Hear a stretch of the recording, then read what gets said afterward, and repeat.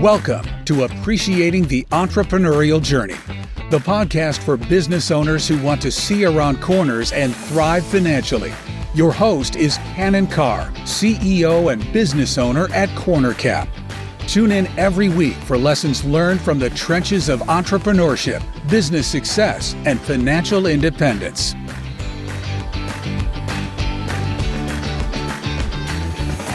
Hello and welcome to the program. Cannon Carr here. Excited to bring you today's podcast. We have a hot growing industry as part of our subject, and we also have a conversation with someone who is celebrating their 5-year mark as an entrepreneur and building a successful business. So excited to bring that to you. But before we get into it, I want to introduce you to somebody who's in the studio with me. We have Catherine Sanders Aguilar, who is a member of our executive team, also our chief marketing officer, and she has a side hustle where she happens to be the founder of a med spa, which is why she is joining me in the studio here. And I'll say that episode 4 of our podcast series this season is about hot side hustles. And Catherine, I know you have a side hustle as a founder of a med spa, and you know Molly well. So why don't you introduce Molly? Tell us a little bit about Molly. No, thank you so much for having me. And it's a privilege to be able to introduce Molly because she's been an inspiration to me personally. But I guess I should start by making fun of myself a little bit. The joke used to be there's a Starbucks on every corner. Now it seems like there's a med spa opening up on every corner. And it is part of that post-COVID transformation. It's an industry that is very attractive,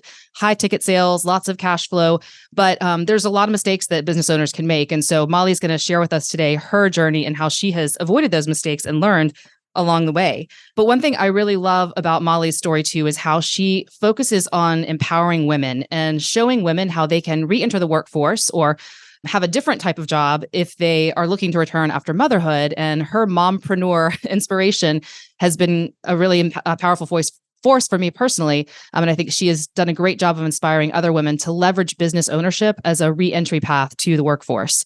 So yeah, really excited for you to hear Molly's story about how she went from bootstrapping and managing just-in-time inventory, injecting patients literally in her living room, to now being the owner of a thriving and well-respected full-scale med spa in Buckhead. So she's got a lot of lessons to share with us today. That's great. And Catherine and I'll be back at the program to kind of give you our 3 or 4 at the end takeaways, but sit back and enjoy. These are great lessons about for those owners who are hitting those milestones in the first 5 years, and for stories about women who are looking to re-enter the workforce. So sit back and enjoy the conversation with Molly Sipp. Well, Molly, I have heard you talk about how you're a mom of 4, and you started your business in your living room. That was 6 years ago. In a way, you make it sound easy. I know you've had some incredible growth, and I want to hear about that journey. But maybe take us back to when you were at that moment of getting started. I mean, what inspired you to get the business going in your living room? Well, I've always really enjoyed the aesthetics part of nursing. I myself get Botox, and I had sort of thought about expanding what I was taking part in personally. And I started asking questions about maybe going to work. My children were getting older. My youngest was 3, which I know sounds like a baby, but when you've been at home, for almost 8 years at that point, it doesn't feel like only 3 years. But anyway, he was going to school several days a week, and I had decided that I wanted to go back to work a little bit, but it became very clear very quickly that going back to work under other people's definitions of clocking in and out wasn't really going to work for me. Basically, between my schedule and the man that owned the business, who's also a very busy surgeon, we couldn't even find time for an interview. So after much discussion with my husband, who's also a physician, we decided, and he was a little reluctant, but to be my supervising physician. And originally it was just going to be me doing Botox on myself and maybe my mom and my sister and a few really close friends. And that was sort of how it all started. That was what the vision was. There were times where I talked about maybe doing kind of Uber for Botox, where I would go to busy moms' homes. So there were lots of sort of thoughts about what it might be, but it became pretty clear quickly that I did better in one environment, which is kind of how I landed in my living room. And I'm sure we're going to talk about this later, but really early on, we got in with some significant legal bills to sort of set it all up, as my husband being my supervising physician and all of the various consent forms and all that you have to have. And we just really wanted to make sure that it was buttoned up and it was all done properly. And what went from just having fun, doing a little bit of Botox here and there, I ended up with about a $22,000 legal bill. Mm-hmm. And it all of a sudden was not so fun anymore. There was a lot of pressure. I wasn't ever intending to do it for the money. So when I had that big bill, basically I had to start making some money. So that's where I was forced to make a little bit of a game plan, if you will, a little more marketing, a little more sticking it out there. It's a blessing and a curse. In hindsight, It was a huge blessing, but at the time it was totally overwhelming. I was so upset. Let's pause on that for a moment then. So you started the business just because you had a passion for it, right? I know you had some training in it before. I mean, you came in with skill, correct? Yep. I'm a nurse. I'm a nurse practitioner by training. I took a class. I hate to say it, but there's no real technical certification for what we do. But obviously I did a lot of, self-paid classes. I went to a lot of conferences and stuff like that. But I just loved it. Like I loved every class I took, every person I met, specifically my partner, Barb Weber. She was just so good at it. She opened my mind to sort of another side of it that made the passion even more exciting. So you started with that passion, you started with that skill, and you were able to kind of work the hours, I presume you wanted, still putting, you put a lot of emphasis on being a mom and a good mom and creating a great family. But then the legal bills hit and suddenly you had to become a business person, right? You had to think, or at least think about this as a business. So how did just in a nutshell, how did that change your passion for the business? Was it now motivated by fear? Was it, you realized suddenly you got to do something different now? Yeah, I would say that at that point, it went from sort of a fun hobby to, I've got to pay this bill. My husband, was never mad, but it was, definitely my bill that had to be paid, and I had not done any marketing. I had not really thought about the financial part of it. It always just felt very, I enjoyed what I made, but I never expected anything financially from it. But at that point,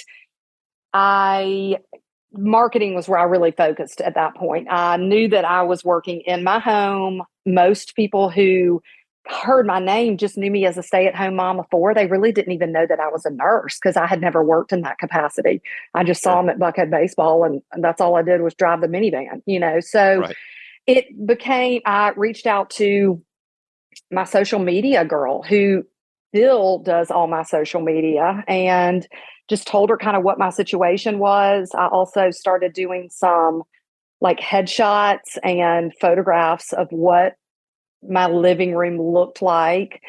And at that point, there became a very real marketing sort of strategy as much as possible. And photographs were made and I got really lucky. Somebody caught wind of me. It was like maybe an Atlanta magazine or something like that ran a story on me, not a paid for one. A lot of that is paid for marketing stuff, but this just happened to be somebody, I don't know, a friend of a friend who did a little tiny blurb on me.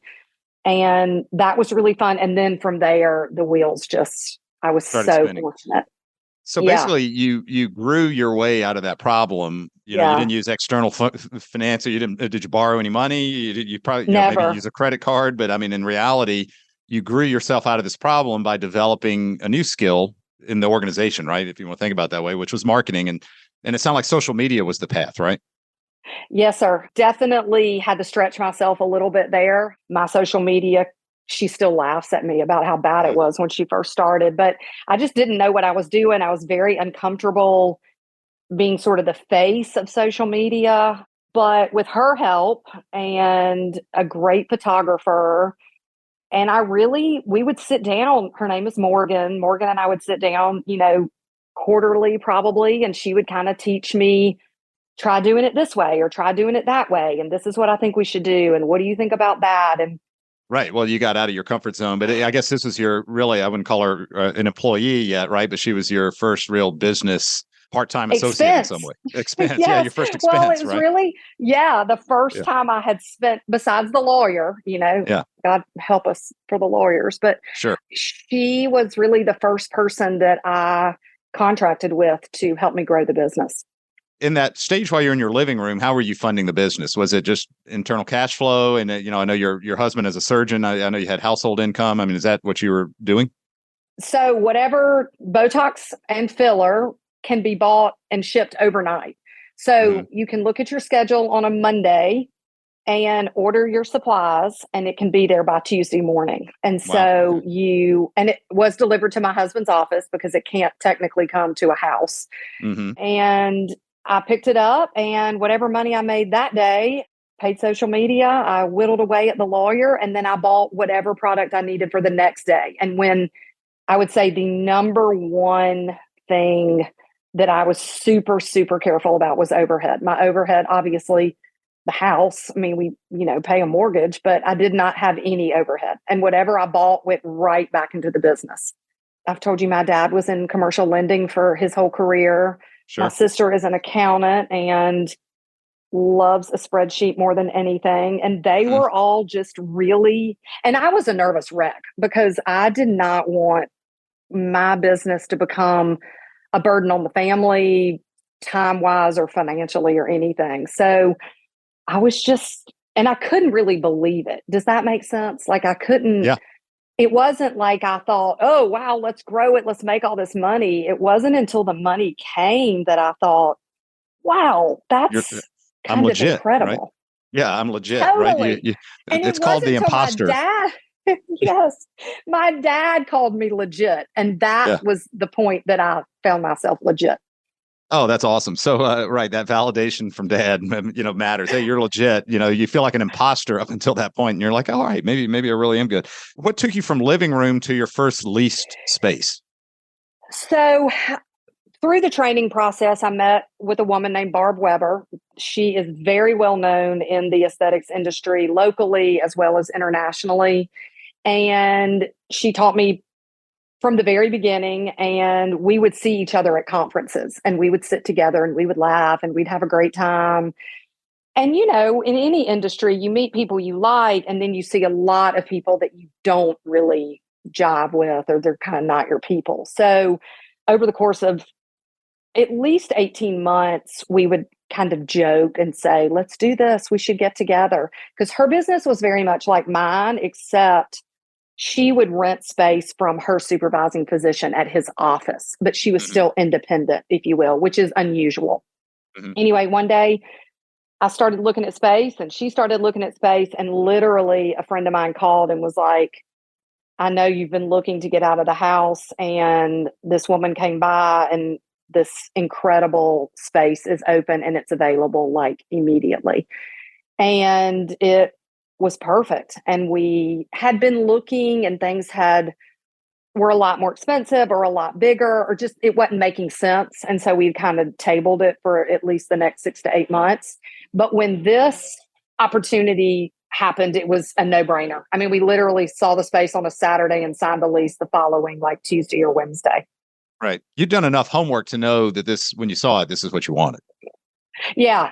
Because I had been in my house, and the feel of the house, while it seemed a little creepy at first, was very appealing for whatever reason. We wanted to kind of keep it that way. We would look at medical office buildings or, different spaces in the Buckhead area, and we really wanted to stay in Buckhead. But when this one showed up, it was, no question, it's where we needed to be. It needed a little, TLC, but not much at all. So how did you know the time was right from a business size standpoint? Was it a cash flow thing, number of clients thing, or just a lifestyle thing that you could afford? It was a lifestyle thing. It kind of got weird that at this point they were people I knew through friends of friends, but not people I really knew in my home. You know what I mean? So it kind of became, I think the business is there and it's time. And the price was right. The rent wasn't very expensive. And I had everything in that. Basically, I just had to move it from the living room into the new space. So it was, I had outgrown the space.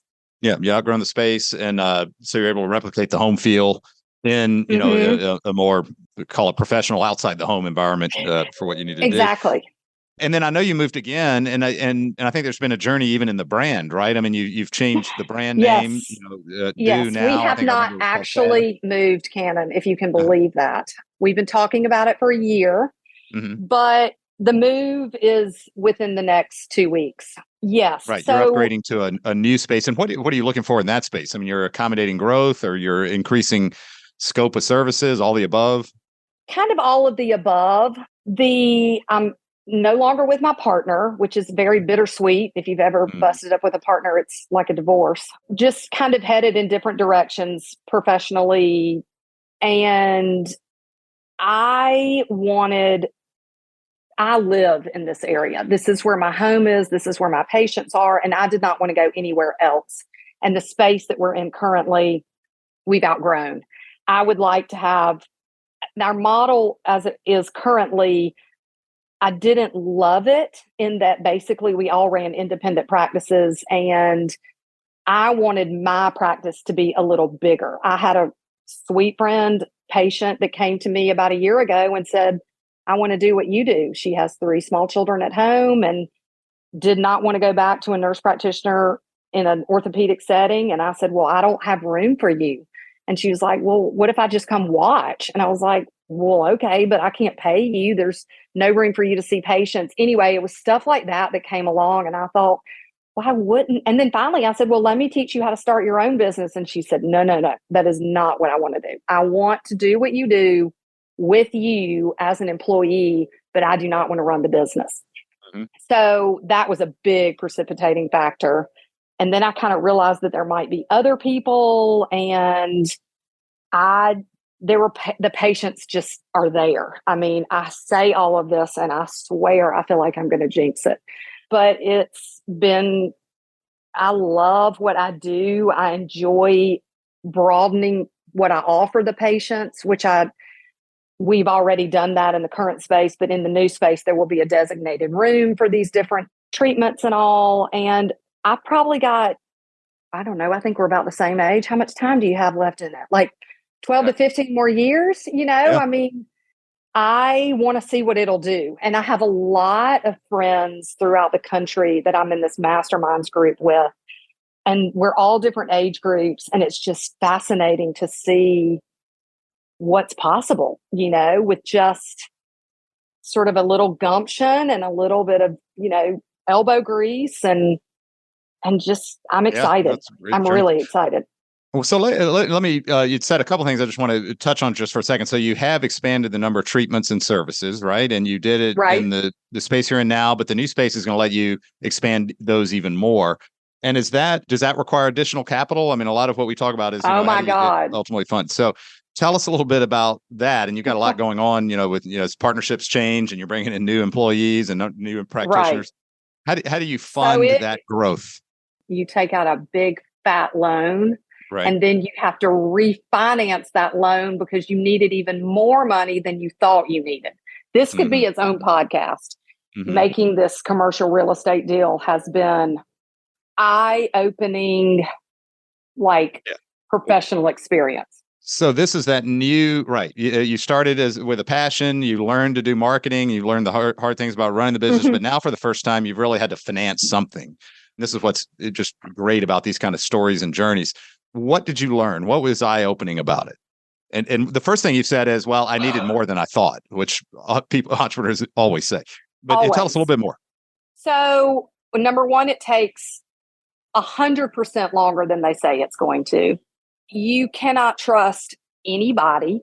You probably should hire a lawyer who is very trustworthy and possibly a friend of yours to help you, even though you have a broker and even though the lease has a lawyer. You really kind of need your own person just making sure. Leases are really hard to read. It's just so complex. I think that's probably the part that I have been most blown away by. It's just very complicated. It changes, if you don't even know what to ask. I think that's the part that I have found so unbelievable is like, we'll get to the end of it and they'll be like, oh yeah, that's just standard. And I'm like, well, how am I supposed to know that's standard? That's not, the lease is 70 pages long. Like there's no way. And of course I should have read it. And because I've signed it, they say, well, it was in the lease, and it makes me feel I find it all disappointing. I would say one of the big things I would say to any new person going into a new build out, which is what I'm doing, that initial plan, you should pay the architect to give more specific drawings because the initial drawing is never going to give you the true cost of what the build out's going to be. I could go on for hours about this. It's just it's helpful. So what the cost 50% more than you originally thought? 60+% more. Yeah. So I negotiated a lease. I went through financing, which is a huge, I've never taken out a business loan. All of that was a big learning experience. And then the building was sold in the meantime. So between me getting my loan and the lease being signed, about 4 months went by. Cost of goods and services went up because we're living in that world of, inflation. Everything is more expensive now. Another couple months, the holidays, and we get the bids back from the construction people, and literally over 60% more. Yeah. I had borrowed 20% more, because that's what everybody tells you to do. It's going to be more expensive, so get more money, blah, blah, blah. Not 60% more. And so you had to add financing to it, right? Which it changes the model a little bit. So and rates went up. And rates went up, right? And it's variable debt. So as you look now, have you built a financial model that says I can kind of roughly tell what's happening here, or is it you're like, nope, not quite. Sit down. Right. So my sister does all my bookkeeping. I've cried a lot. Like I am not a crier. I'm a very level-headed. This is going to be fine. We're going to make it work. But this has been, I have never been so disappointed over sort of a situation. And it's because it's people I know that were my brokers. I said 50 times, I trust you for better or worse. My lender's been the only one that's been my dad. My dad drags me up every day. It's going to be okay. My sister. Okay. So back to her. I make her sit down with me with her QuickBooks spreadsheet, all the time. Show me it's going to be okay. Show me it's going to be okay. And then she'll say, it's going to be okay. And then she'll write on it, big fat letters. It's going to be okay. Stay the course. I have cut my own salary a little bit. Okay. I can't take any member draws is what they're called. If you are a business owner, you can't buy another pair of shoes at Saks through the credit card and call it business. You can't do that. Those are over for, I don't know. I'm going to call it 18 months. I'm going to have to be really good. But here's the thing. In the meantime, I do have a new employee who is going to be bringing money in, but she's new and it's going to take time for her to attract her clients and build a book of business. But if it were only me going into the new office, no one else, I can do it. Yeah. But it's tight. It's tight. So, and you've grown up managing the spending side as you started with at this podcast. So in a way, not a surprise, but you have had to make those personal sacrifices on the income and draw side. You have grown the business into something now that is a broader financial, I'll say, obligation, but also success, right? And so we're here at year 6. You've got the business. It sounds like, in some sense, with new employee where you want it to be. What is ultimately your definition of success here? Because you started with a passion in your living room to just serve people and do art and science of what you love. How has that changed, and what's the definition of success now? Well, it's grown exponentially, and in that, it's very successful. I would say it's a success. I feel successful. I'm very proud of it. Not only do I want to provide a service to my clients, but I like to hire women who are committed to their children and husband, but have a set of skills. They went to school for a long time. They have great degrees, and they've taken a seat in the back for their husband's careers and to raise the children, but they want to do it in some way. And so to be truly successful would be to employ women like that. Like my sister, she's so good at what she does, but yet, she's a mom. And then Suzanne, who's my new employee, she has a master's, but she's got 3 little kids and her husband's career is kind of taking off. But so it's not just success for my clients and for sort of the money or whatever, the financial success, but it's to look around and realize that I'm allowing other women to be their mothers and who they are professionally and what makes them tick outside of motherhood and being a wife or really anything. They don't have to be a mom. They might just really love to teach yoga, but this is also something that they can do because they have a skill set. So it's kind of a twofold definition of success, I would say. Yeah. No, that makes sense. So as you look at other, I've seen the word mompreneur or momtrepreneur. I'm not even sure how you pronounce it. It's a growing word, right? There are plenty of moms who have, raised children, but also are looking to get back into the workforce. So what advice would you give to women like that? I would say be creative, and moms are really good at logistics. I think that's what we all are best at, is how to do it all. Think about the time that the kids are at school. That is your work time. That is your build your business time. That is your brainstorm about how it can happen. Don't think that just because you're past your prime or whatever, we're not right out of school, we're not 25 anymore. There's a lot to be gained from all the years that we did stay at home with children and daydream about what you would do or what you could do. And also it has to be a passion. I mean, it has to be something you love. I think Sarah Blakely says, solve a problem. I would say that's another huge thing. In my case, I don't really know what problem I solved, except I do think I bridged the gap between a med spa, that was what it started as, and a physician's office. I would like to think I'm somewhere in the middle, and just try. The worst thing anybody's going to tell you is no. And I had so many people tell me no. Just because there are no real answers from a legal standpoint, or say from the medical board or whoever your governing body is, doesn't mean you can't do it. It just means maybe nobody's gone before you to set those rules, if you will. So interesting, right? Don't assume something, right? In a way, you have to kind of dig in and figure it out. Yeah, and assume yes before you assume no. Yeah. I mean, I used to always say, I'm going to do it till they tell me I can't.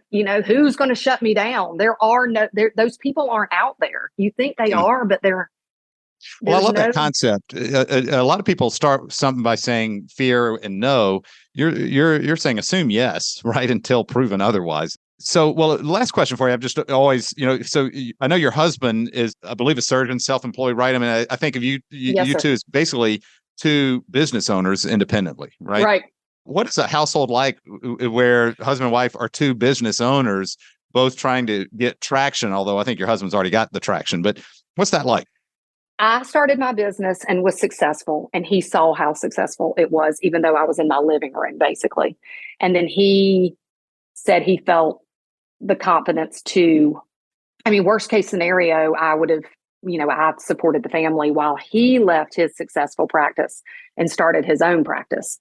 And so now it's going gangbusters and it's my turn. And so I do think, we've been very, very blessed by the good Lord. We have made some really good decisions. We have really good people that help us, lenders, family, our tax people.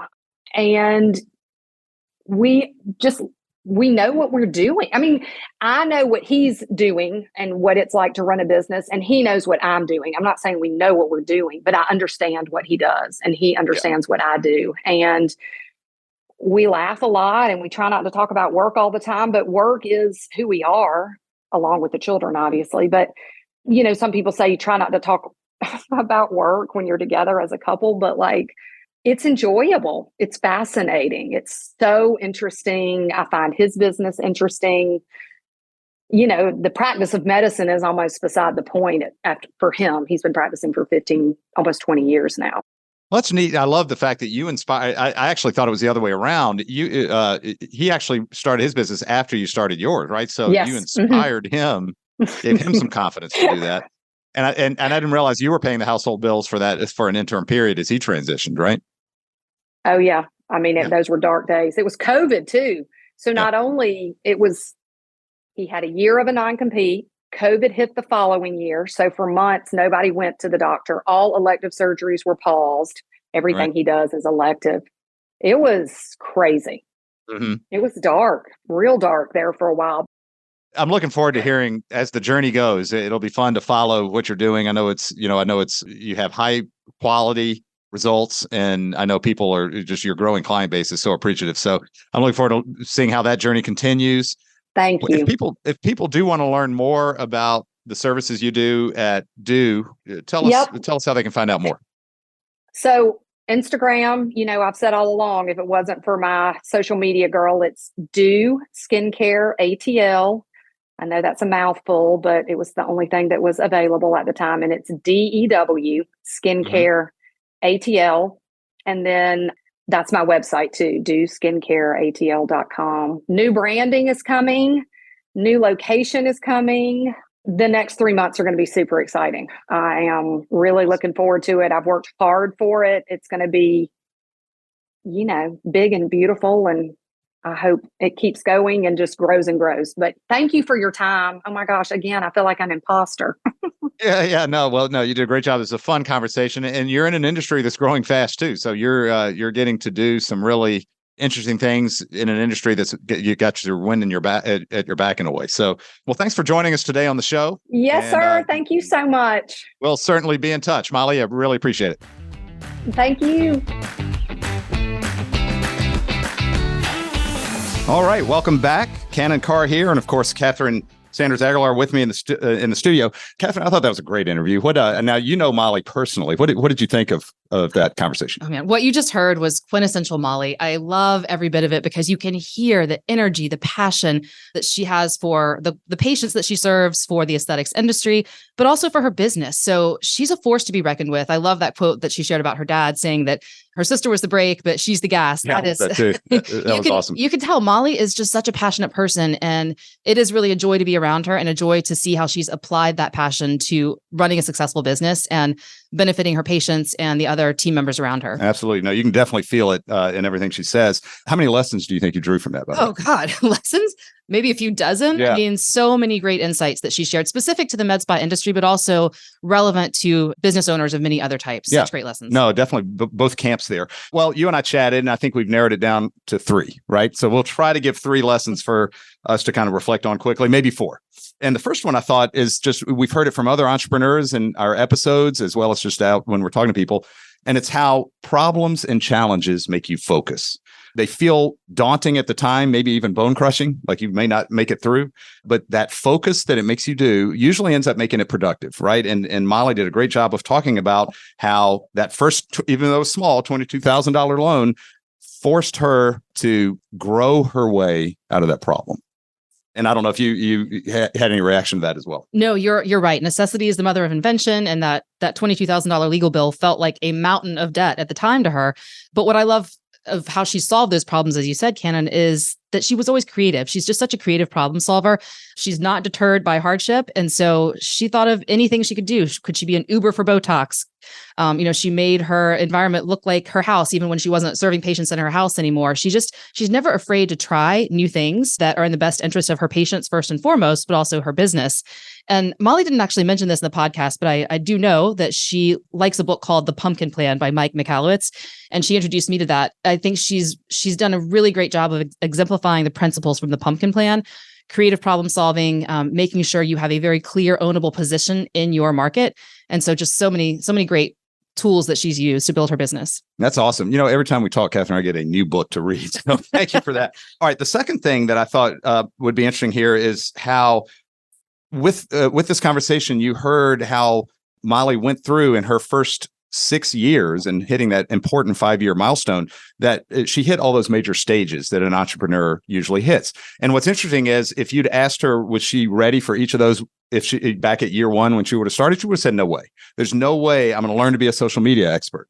There's no way that, as I reinvest in the business and learn to manage working capital, that I'll be able to upgrade my equipment. And then ultimately, as I got bigger, there's no way if I have to take out a business loan and now suddenly become a finance person, right? And she, not literally a finance person, she works with her sister, but working through those major hurdles as growth happens is daunting.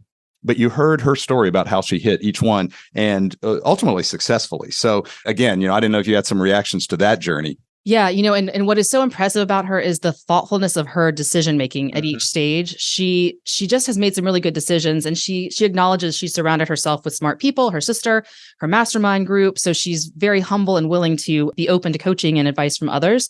But she has done something really smart in this industry in particular, because a mistake we see med spa owners make very frequently is it can be a very capital intensive business, and you can get yourself in trouble early on by taking on too much overhead, trying to have too many procedures that you're offering. And Molly has just been so smart in her pathway and her decision making as she has built this business. I'm so impressed by that. Yeah, no, I loved hearing, because I don't know the med spa space as well as you do, but no, I'm learning it, right? But hearing those key milestones to hit from a med spa perspective was interesting, but also just more generic entrepreneur also, because it's almost predictable, even though you don't know when it's coming, right? So it's really neat. All right, the third point I think you had in mind. What was that? I know, and I'm very passionate about this one. Again, Molly has, I give her a lot of credit for inspiring me to pursue a dream side hustle.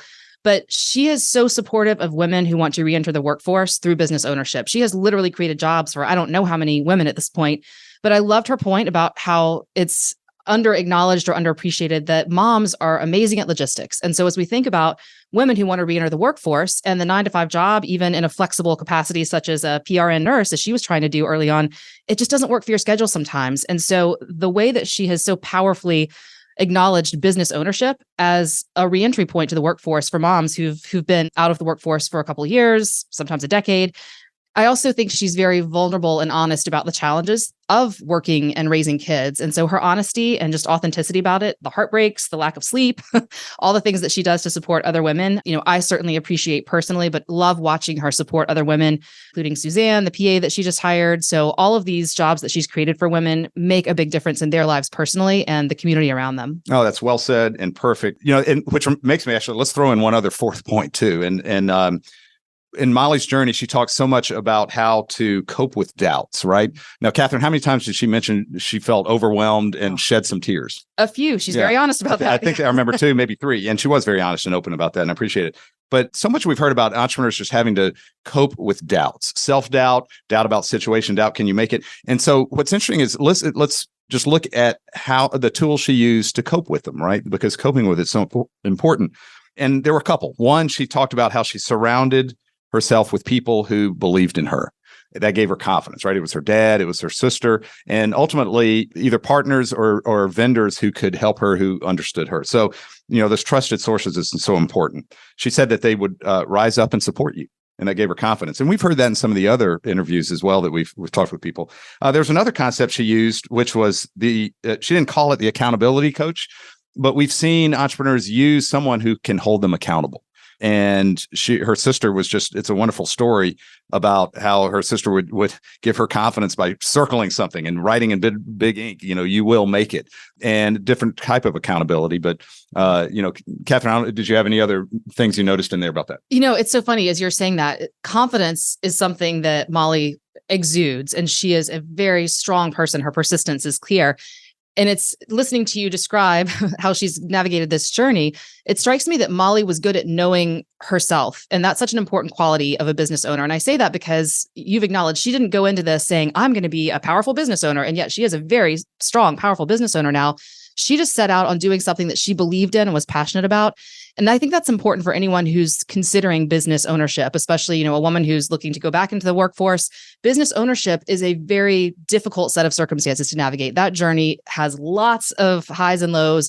And the confidence of knowing yourself and knowing that you are equipped to handle that is a really important attribute that Molly has. And that's a good lesson, because it's something she coached me through as I was thinking about, I've always wanted to have a side business to diversify my portfolio. And I had to really dig deep and understand, did I have the confidence to do that? And so Molly has inspired me, again, personally on that front. So that's awesome. And also there's one person we left out in that supportive network, and not every entrepreneur has that, but we've seen it like in episode 2 with Danny and Ellen Softness, but it was Andy, her spouse, right? Her husband. So he obviously helped provide such a supportive role for her. And not every business owner gets that, but when you do, it's magic and helpful, right? And she said it was mutual, right? She's helped him too. Well, it's a funny story. So the reason I know Molly is because her husband, Dr. Sipp, is an amazing pediatric ENT, and he did my baby's ear tubes when she was 13 months old. And in chatting with him, he's a wonderful person. And he said, you seem like somebody who should talk to my wife. So they do genuinely support each other in a very organic way. And he is a fantastic physician. He's my baby's favorite doctor. That is awesome. Well, the world is not a big place, and we're all intertwined in it at the end of the day.